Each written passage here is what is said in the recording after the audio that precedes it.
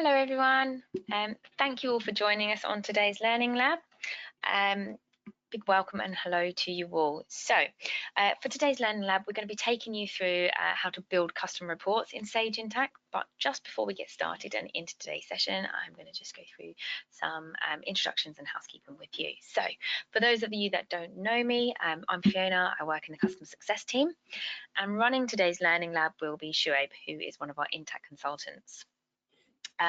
Housekeeping is throughout the session, your microphones will be muted. There is on the GoToWebinar dashboard, there is a question box that you can pop in as we go through the session, pop in any questions you have in there. And at the end of the session, I will read those questions out for you, or there will also be the opportunity to take yourself off mute and you can ask any questions you've got. That way, today's session is also being recorded, so after the Learning Lab has finished, you will receive a copy of the recording via email. Please do feel free to share that with any colleagues that was unable to make today's Learning Lab. Right, I think that's all the housekeeping. So I will hand you over to Shuaib to get started with the Learning Lab. Okay, good afternoon everyone. Thank you Fiona for that introduction. So like Fiona said, we'll be running through how to create custom reports in Sage Intacct, and also going to run through how to make some changes or amending the custom reports. Okay, so the agenda is obviously it's creating a custom report, reporting options, amending the existing custom report. So the reason why we have adding a report to a dashboard on this agenda is because there's a slightly different way to add it to a dashboard compared to your normal financial reports. So I'll just briefly go over that as well, and then like Fiona said, we'll have some questions afterwards. Okay. Okay, so custom reports. Custom reports, they basically provide a way to create custom reports and gain insight into basically your different applications. So all the information within different applications, you can build a custom report based on that. Financial reports don't allow you to do certain things, so like invoice line details. So that's what your custom report is for. It basically puts all those unique information that is stored within your invoicing line level detail. It puts it together for you so you can do some analysis. So like it says there, it's a predefined data source that includes data from related objects such as your invoices or payment details. Okay, and then with a custom report, you can report on almost any field in Sage Intacct, although not all fields are available. So just take that into account. It's not every single field within Sage Intacct. Also, depending on your data source that you select, you might not be able to select certain fields. So like if you're selecting AR, you cannot pull any data from AP, for example. Okay, and then we have some example reports over there. So we have a detailed customer aging report, audit trail, detailed general ledger. So I'll be building something around the detailed general ledger report because it pulls information from basically everywhere in the system. It gives you that freedom of pulling data from any module, basically, although it's still limited. And then you have another example for expense analysis. So it's not very, how do I say, it's kind of limited in terms of what you can build and what you can't build. So there is another section called interactive custom report writer. I think that should be on the next slide now. Okay, which gives you a little bit more of how do I say, more freedom around what you can do. So there's more features available within that basically that interactive custom report writer, but we won't be covering that today. So it's fairly similar to the custom report writer, so just keep that on that. Might just have an interactive custom report session about that. Okay. So there isn't much steps to building a custom report. It's fairly simple. These are the different steps. So you have your standard 8 steps. These can go up or have additional steps depending on what you configure on each step.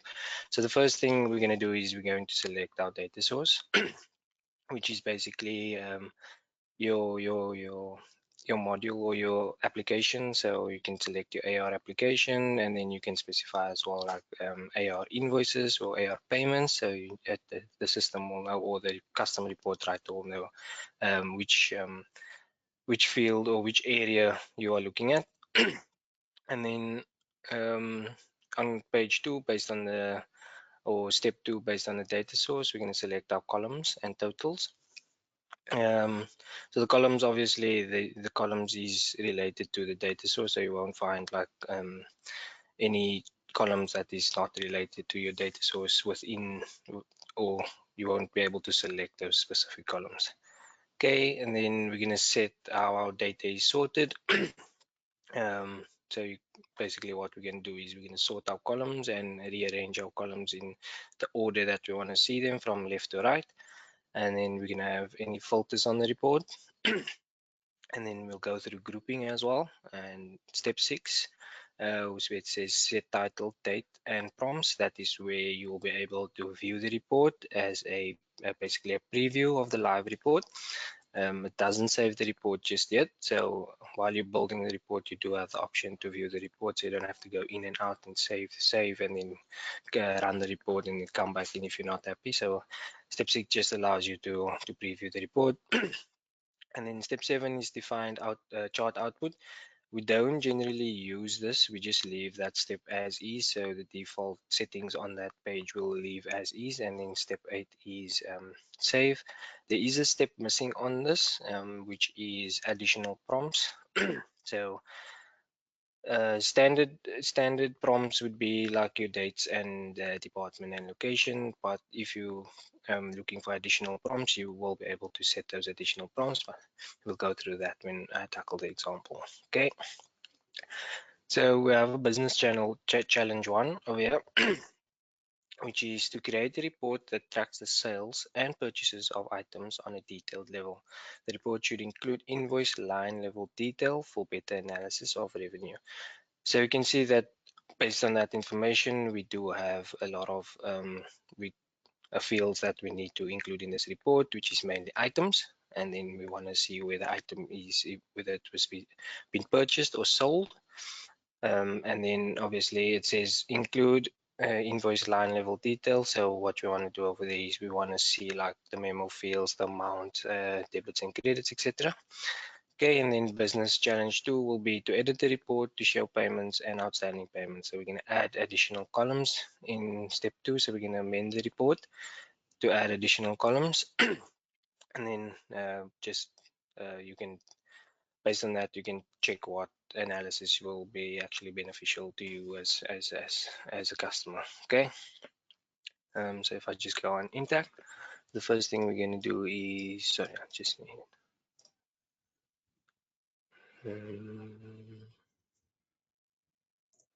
okay, so the first thing we'll do is we'll go on reports, and then under all advanced, you should have custom reports over there.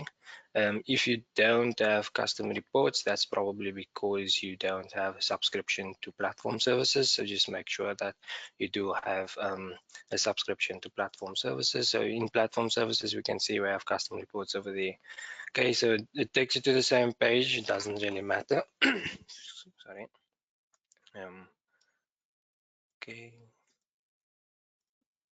Okay, so these are just some reports I've built previously, just testing purposes. So the first thing I want to do is, okay, I just want to speak about the report library. So if we go in the report library, there should be, how do I say, out of the box custom reports that you can install.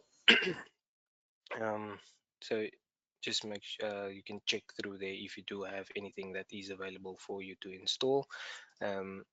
I think there is some custom reports such as your VAT reports that can be installed through your report library, and then you can edit it by the way to edit that is sorry, I'm on a sales demo, so there's certain things that I don't have available. So you'll notice that those installed reports won't have an edit button over here, so you will have to duplicate the report and then just rename it to something new, and then you'll have an option to edit that report. So you can use that as a basis for building certain things. Like, I know there's like certain project reports, project tracking reports in there that you can install. So for those of you who are using the project dimension and the projects module, you can go ahead and just have a look at that. Okay, so we're going to add a report from scratch. So on step one, you can see, oh, sorry, I skipped the step. So you can see that based on this, oh, sorry, based on the business challenge one, the information given to us, we're not really sure what columns we want to include in the report. So what I would suggest is to make your life easier and to just save a bit of time, try and basically create a template or a layout of how you want the report to look. So just don't build with nothing in mind. So what I put together here is just some fields that I want to include in the report. So it's starting from item, because we're tracking the item. So obviously we want to see the item. That's our first field, and then we have account number, the date, so this is the posting date, and then we have our journal, so we can see what journal is being posted to, and then invoice number, which is basically our invoice details. Without this, we won't be able to see what invoice this belongs to. And then we have a description of the invoice, and then any dimensions that is being tagged to this specific transaction I've put in here. So for this example, I'll just use departments, and then customers and suppliers, because we're tracking the sales and purchases of items, and then just the memo field, which is on your line item of the transaction, and then any debits or credits. So, okay. Okay, I'll go on to this one. The first thing is we want to select our primary data source. So based on the template that I've created over here, you can see that we're pulling information for customers and suppliers. Okay, so I already know that an AP invoice, where is it? AP purchase invoice is not going to work, because that's just going to show me things related to a supplier, and then AR will do the same. So for this one, I'm going to go with general ledger detail. I just need to find it. So you can see there's multiple primary data sources you can select from. So if you do have the time, just browse through them and get an idea of what each data source you have available to yourself. Okay, so general ledger, why can't I see it? There we go. General ledger detail. Over here, so the same like your financial reports, you can select the report audience and a report tab. So that is just for categorization purposes. So it's easier to find a specific report you're looking for if your system contains like a large amount of reports. So that will come in hand when you select an audience and a report tab. Okay, so we can select next to go to step 2. On step 2, you will have certain selected fields. So you can see we have amount, which is defaulted, and entity date, which has been defaulted. I generally just untick everything that has been default selected. So I can start basically from scratch. So I don't have fields populating that shouldn't be there. So I like to start from scratch. So you can see on step 2, this you have different basically drop down bars over here. So you can see you've got department, general ledger account, entry, journal, etc. up until item. Okay, so every time you drop down, it will give you different fields. If you are looking for a specific field and you know that field lies within the data source that you selected, it's most likely there. So just make sure that you just do like go through each and every basically drop down and check if the field lies anywhere in the sorry, in the drop down boxes. Okay, so you can see you can just drop down. The more like within the drop down, you'll have more drop downs. So yeah, I think that's just a bit of a headache when you look at it, because there's so much fields and you don't know which one is the correct one or which one you want to select. Okay. So to start off, I'm gonna just put this on the side so that I can follow it. So the first thing I want to do is I'm going to select my account name and my account number. Okay. where is that thing? Okay. So I'm going to select the account title. So you can see I have account number over there, but I don't actually want that account number. There's a different account number that I am looking for, which will allow me to drill down within that specific field. So you can see this little arrows that point up, this green arrows that will, on the report, you'll be able to drill down into that field. Okay, so for the account number, I'm just going to go to gel entry. Gel account, and I'm going to select the account number that I can drill into, which will take me to basically the account itself. Okay. Okay, and then the next thing what I want to add is my which is my date. So I'm going to add my entry date, which is over there, and then we're going to add the journal and the invoice number.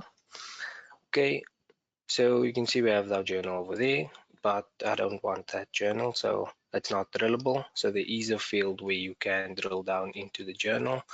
I just need to find it. Be some, yeah.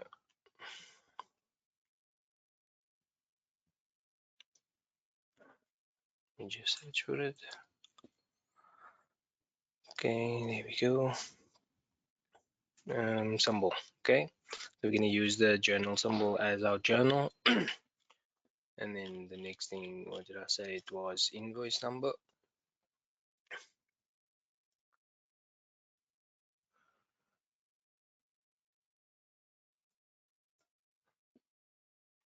Okay, I'm just looking for, okay. So because we're using the general ledger detail data source, and we won't have a specific invoice number. So what it is here, it's document number, document reference, and document description. So that will give you your invoice related information. Sorry. So we're gonna go with document number and then document description as well, and then you'll notice that it says here document entry memo. So there is two memo fields here, what I did notice. If I just scroll down looking for memo, so you can see there's a memo over there and there's a memo over there. Okay, so the difference between the document entry memo and the memo field over there is that this memo field is related to a journal entry. So when you create a journal, you have the option to basically specify a memo line. And then document entry memo is, it's basically referencing the memo field within the specific AP or AR transaction. Because we're selecting document description, we have to select document entry memo as well. Otherwise, it's just going to pull through the journal memo.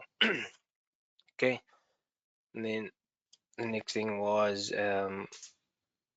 I did select the document number. So what I want to do is unselect some dimensions, which is department. So if we go down and just select on the department, so you can have department ID and department title, so that we know what ID and title what they correspond to. We don't have a specific ID and then not know what the name of that department is. So that just makes it better when analyzing your data. And then we're going to add customers and suppliers. So if we scroll down at the bottom, that says subledger customer and subledger supplier. So that's where you will basically pull your customer information and supplier information.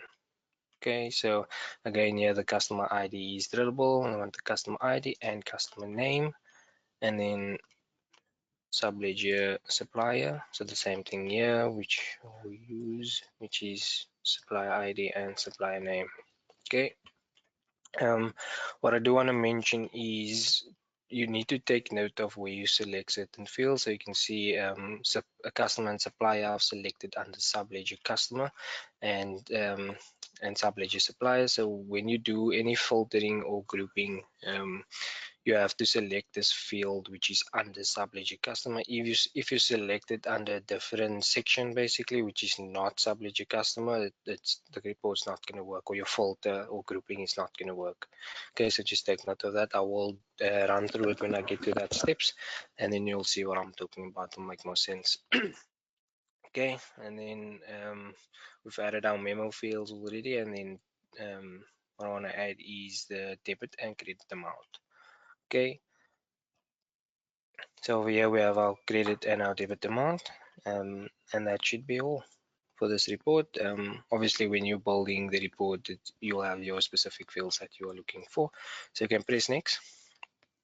Okay, step 3 is add a calculated column. So if you want, you can add your own calculated column, which is you can select different fields. Again, these are the same fields, which is under step 2, selecting your different columns. So you can see you have your different subheadings over here. And then when you create, for example, I'm just going to take example, where is it? Okay, transaction credit amount, and we're going to minus our debit amount, so that will give me an additional column. So over here you will name your calculated column. So this is just on the report, it will basically pull through an additional column for this calculated column over here. So for this example, we're not going to add a calculated column. And essentially that's how you would create a calculated column. Okay, and then you can press next. I can leave that. Okay, on step 4 it says select the column sequence. So on this page is what we're going to do, is drag and drop our columns in the order that we want from left to right. So from top down will show us on the report from left to right. So the first thing we want to see is, sorry, I missed a field. I'm just going to go back to add columns. I missed the important field, which is item. I think I saw it at the bottom, item. Okay, so we're going to add item ID and the item name, item ID, and so it doesn't say item name, it will just say name over here. Should be over there. Okay, now we can select next. Okay, so we're going to order our columns. So the first thing I want to see is, because I'm analyzing my items, so the first thing I want to see is my item ID. So I'm just going to move that all the way up. Okay, and I'm going to move name as well all the way up. Okay, and then I want to see my account number, which is should be here somewhere. I'll not select the account number.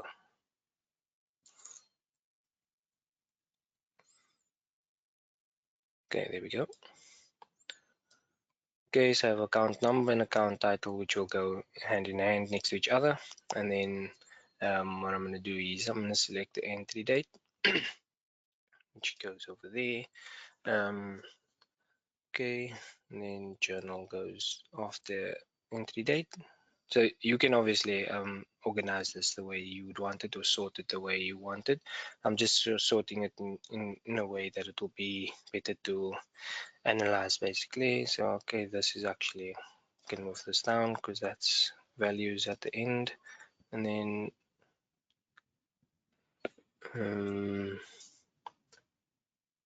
that's going to be my memo, and that's also memo.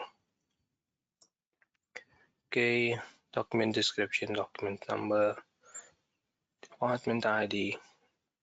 Yeah, everything seems good. On this page, what you can also do is you can rename the column. So by default, it's just named like item ID, name, account number, etc. So on the journal, you can see that it says symbol, but I don't want to have it to say symbol. I just want it to say journal. So that will just allow rename the column basically to journal. Okay, you go next. Okay, this is add more column totals. So this is going to give you a total line at the bottom of your report. So you have different options over here. It's count, sum, average, standard deviation, variance, largest and smallest. So you can add these totals at the bottom of your report. It will give you basically the calculated totals. Okay, and then for this example, I want to give the sum of the debit and the credit amounts. Okay, so I can see over here credit amount. So I'm just going to sum that, and the debit amount. I can sum that, so I can see at the bottom of the report the total debits and credits. Okay, I can select next. Step 6 is to sort your columns. So you can sort it by ascending or descending order. So the priority is from top down. So if, for example, you set the account title to be ascending and you set the debit amount to be ascending, but you actually want the debits to be ascending first and then by account title. So you'll drag and drop it like that. So the first debit amount will be first be sorted by ascending order, and then it will ascend the account title. Okay, so I'm just gonna put that off, and then I'm gonna go next. Okay, so this is filter your report. So you can see you got the exact same subheadings as you would on step 2. So again, here, like I said before, just make sure that um, you know where you selected your fields from. If you're not sure where you selected your fields from, you can always go back. So if you go on to select column sequence, so over here it will tell you where you selected it from. So you can see that our heading, our subheading over there is items, item ID, and then on the gel account, it's gel account number. Okay, so that's just the path that you can follow in case you don't know where your field is. So like I said before, if you select the same field but in the wrong area, the report or the filter or the report's not going to run according to what you set it to be. Okay. I'm just going to go back to filter report. Okay, so for this, I just want to see basically values for my income statement accounts. So on the gel account section over here, if we just drop this down, we have an option called account type. Okay, so this field is not it's not a column within the report, but I can filter on it because you can filter on columns that are in the report and not in the report. So this is just to filter my debits and my credits. So account type, I'm just going to set it to does not equal to balance sheet. So that will just contain all my income statement and accounts. Okay, then we can select next. Okay, this is the grouping. So this is just an example of what grouping is. So it says here group by customer. So you can see that you have a customer name, and then for every group it will provide you or it will automatically just calculate the total for that specific group. So you can see that we have a total for that specific customer over there. Okay, so we're going to enable grouping for this one, and then we'll select next. So what I want to do is I want to group by department and see what basically all my sales and my purchases based per department basically. Okay, so we're going to group by department in this case. So you can see we'll do comparisons in terms of different departments. So I'm just going to go department ID, and then I also want to group by department name. So you can see in this scenario, we're grouping by department ID and department name, but we've also selected department ID and department name on our report as a column. So what this report output will do is it will still group by department ID and department title basically, but it's still going to provide you these columns. So essentially what you're going to have is you're going to have a heading for that specific department, but you're also going to have a column. So it's kind of like duplicate information. So what you can do is if you decide to group by department, for example, you can come in on step 2 and just remove that fields from the report, and then you don't have to basically look at department twice basically. Okay. I was under groups, so I'm just gonna go to back to groups. Sorry, let's step ahead. Okay, so I'm a group by department ID, and I selected the wrong field, department title. Okay, so I'm gonna select next, and then order the groups. So you can specify what you want. Let's just show what's going to show first. So it's going to show in one line, but what do you want to see first? You first want to read it as account title and then account ID, or sorry, department title and then department ID. or do you want to see it vice versa? So that just allows you to do that. And then you can also sort these groups. So you can sort by ascending or descending order, and the department title as well. So I'm just going to leave this as is. Okay, on step 11, set the default date and add a title footer. So you can see that your reporting period is defaulted to current month. And then you have an option to show details over here. So you won't always have this option. This is just based on certain fields and groupings that you do set up. Most of the time you don't have this option, but because of the way the columns we've selected and the grouping that we've put into place, we do have this option to show detail. Okay. On this step, you can run the report based on if you change your reporting period. If you do change anything on here, like for example, I changed this to, because I'm working in a demo site, I probably don't have any data for this month. So I'm just going to set that to current year, and then the as of date will be today. Okay, you can override the reporting period and as of date by just selecting a start date and an end date, and then location and department. I'm just going to say this to show details. So if you save this report now, if you carry on and save this report, these information will be, if you run the report, these information will be basically defaulted, and then it will run according to this. Okay, so if you do select the location, it's always going to run for that specific location as well as department, and unless you change it. So I would leave these ones blank because the report will always ask you for your reporting period and your as of date. Okay, but for show details, it won't ask you when you run the report after you saved it. It won't ask you for that, and it won't ask you for location. Okay, so I'm just gonna view this report to just show what it looks like. Okay, so you can see there's our report. We have subtotal over there. So subtotal name over here, if you do group, that's what the column name will be. I'm not exactly sure why, and if you can change it. I don't think you can change it. I've tried before, but I wasn't very successful in changing the column name over there. So it just gives you a subtotal name. That essentially will be that over there. So because we grouped by department, it will give me a sum for department and basically a total line. Okay. um okay, so you can see we have our item ID, our name, account number, so all the fields are pulling through correctly. And then obviously document description will be related because it's empty here. Some of the transactions probably don't have any document descriptions tagged to it.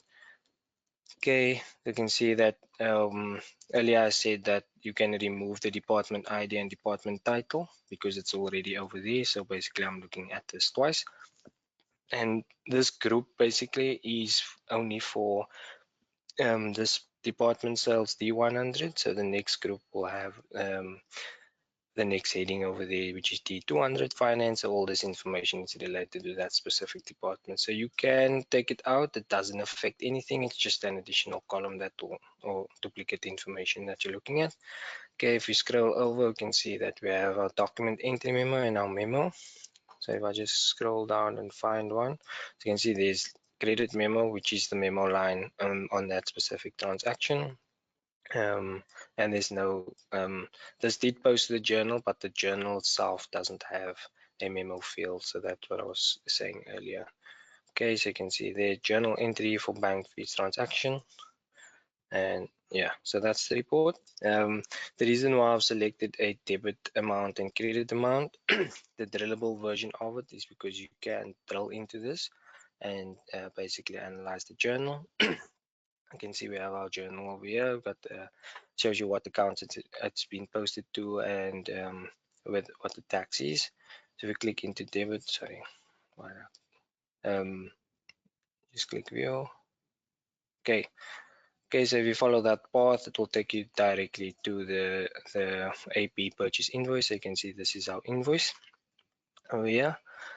So that just allows you to do basically easier analysis and digging through your report.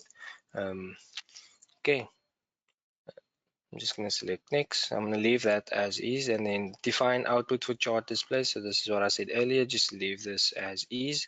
We don't generally touch this, we just leave it as is, but you are free to play around with this. This doesn't affect anything within your system. It's a report, so if the report does break, I mean, you can always go back and change what you changed previously, and then basically start from over, or you can just delete the report, so it doesn't affect anything in your books. Okay, so if I select next, it says here include additional prompts when you run the report. So I want to add an additional prompt to show me the suppliers and the customers.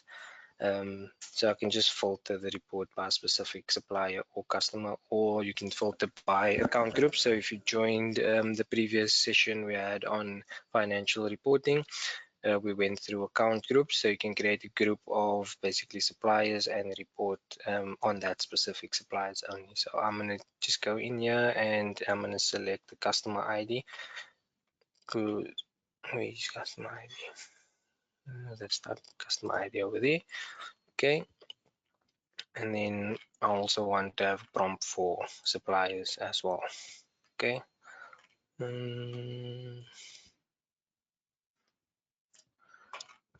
Okay, that should be the last step of any configurations for your report, and then the next step is to save your report. Oh, sorry. So again, yeah, because I selected any additional prompts, it added an additional step to the report. As you can see, initially we started off with 8 steps, but now we've ended up with 15 steps because of certain fields and configurations that we set up. So again, here you can organize and how do I say, where you want, when you run this report, what do you want to display first? So if you're selecting multiple prompts to display when you run the report, you can organize them in basically prioritize them and say, put customers at the top of the list and put suppliers at the bottom of the list, so you don't get confused. And the, the the filters you will use, or the prompts you will use most often, would most likely go on top of the screen. Okay, so I can set that over there. And then step 15 is just to name the report. I'm just going to name this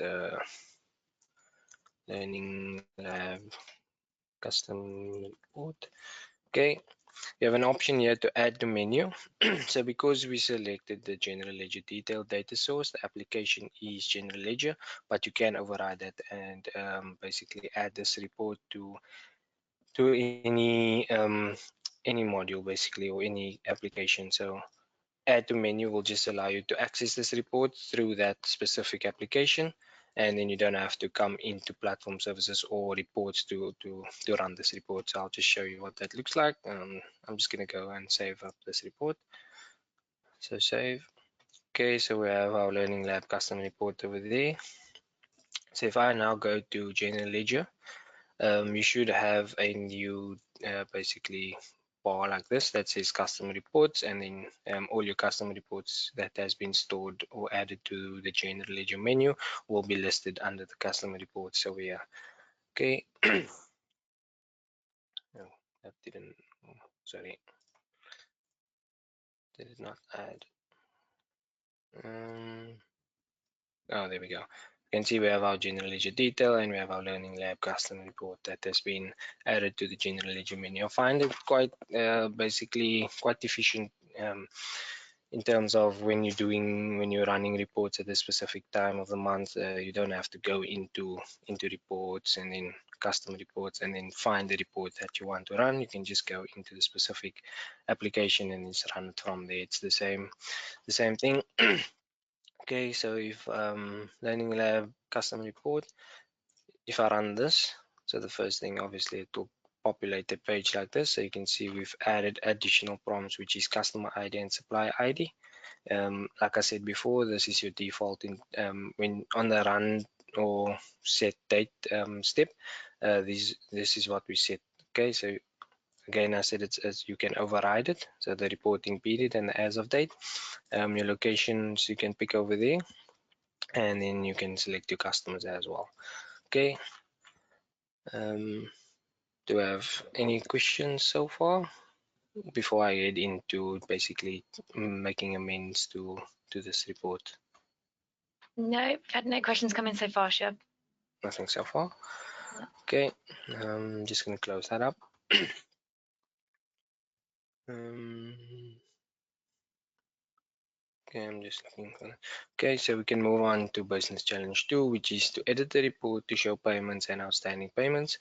So in the first, the initial report, if I just go and run this report again, sorry, is that the right one? Okay, I'm just going to view it as is. Okay, so we can see that we add our debit and our credit amount. So now we want to change these two columns to display a payment amount and outstanding amount. So we're going to have 3 columns, but I'm going to add an additional column for overdue. So you can see what the total amount for the transaction has been, what amount has been paid, and what amount is due, and then the overdue days that the invoice is due by. Okay, so we can go into Learning Lab custom report and edit. What I did forget to mention is that with custom reports, there you don't have a permissions tab or a permission setting, so you can't restrict the report for specific users or group of users like you would for financial reports. So if you create a custom report, it's open to everyone who have access basically to reports and custom reports or platform services. So that person will be able to run this report and view this report. Okay, so we are in edit mode. So on the columns, what I'm going to change is I'm going to remove the credit amount and the debit amount. And then on the right hand side, I can see we have the total due, total entered, and total paid. This should be okay. So I'm going to total entered. I'm going to select and then total due and total paid. And then there should be another one for. I'm just looking for it. Sorry. Yeah, that's the only thing that can take up some of your time, which is basically looking for fields that is not right in front of you. I'm just looking for the overdue. Just gonna search for it. Okay, so it's not there.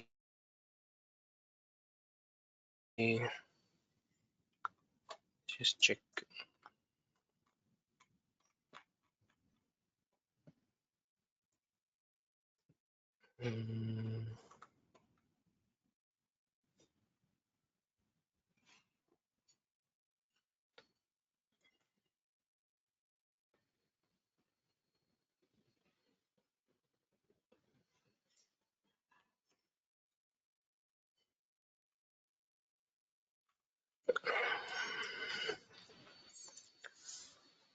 Mm, okay.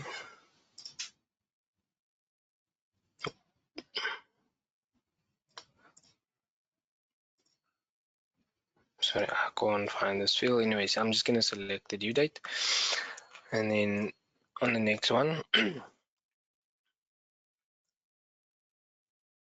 Okay.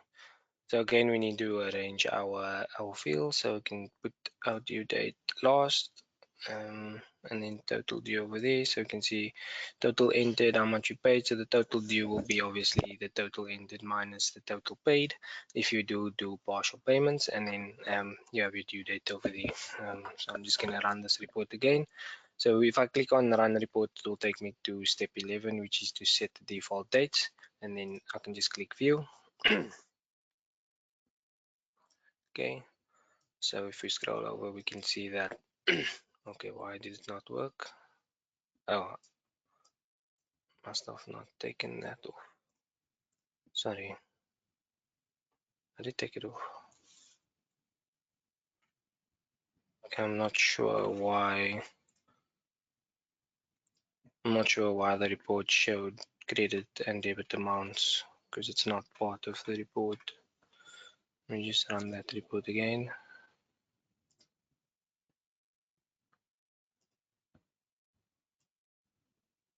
Okay, I'm not sure why this why this is showing up. I'll look into that, but essentially we changed these fields to total entered, total paid, total due, and the due date over there. When you scroll down, you can see that we have certain invoices that has been paid. Over there's a partial payment. You can see we still have outstanding amount over there.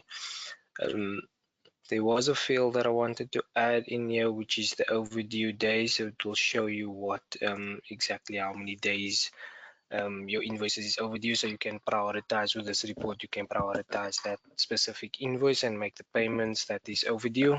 So it will show you the days that it's overdue, and then you can go in and make that payment instead of running a different report that shows you that takes a bit of time to analyze basically.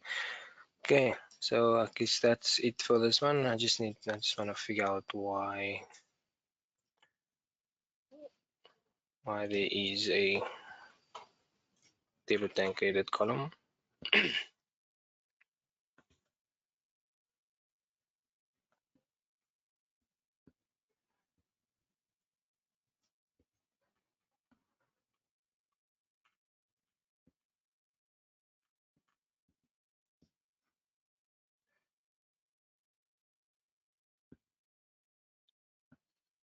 Okay, I don't see that. Well, I'm not sure why that is displaying, but it should have been removed from the report. Okay, and then just gonna save this. Okay, so we've added the report, we've made some changes, and now we want to add this report to a dashboard. So in order to add a custom report to a dashboard, we first have to memorize the report. So when we run the report, we'll have the option to memorize. So if I just view this as is, over here we have an option to memorize, so you can memorize this report. We do have an option to add to dashboard, but this is just going to do the same thing and basically take you through the steps of memorizing the report. So you can just go and memorize the report over there and then select the name. I'm just going to put Learning Lab CR, which is custom reports. And I'm going to make this public. So public over here means that other users, so if I memorize this report, other users can access this memorized report. If I don't select public, they can't access this memorized report at all. Okay, so I'm just going to leave it on public. Then I'm going to memorize it. Okay, then on the dashboard that you want to add it to, so I'm just going to say Outzilla Financial Dashboard. I'm just going to go to here, and then I'm going to click this little plus over here. So similar way you would add anything else to the dashboard on the report. So it says report source. So you can see we have a financial report, memorize report, interactive visual explorer. So you can see we don't have an option to select a custom report or a standard report. So standard reports and custom reports need to be memorized first before they are added to a dashboard. So I can select memorize report, and we should have Learning Lab custom report over there, so we can select it. And then you have your parameters as you would over here, so we're just going to leave that as is and then save it. Okay, and you can see over here we have our memorized report or our custom report that we built now. Okay, is there any questions? That's what I was covering for today. So I don't think there's anything else that I want to cover. Let me just browse through this again. Anything I missed? No. No, I Nope. don't think so, Okay. Shia. I think that's, yep. I think we've gone through everything there. No questions have come in at the moment, but sorry. If we just give it a minute Yeah, for no any more problem. questions, any questions to filter through, and also it gives the opportunity for people to take themselves off mute, and you can ask a question if you've got one. So I'll just give that a Okay. moment, and then we'll wrap up.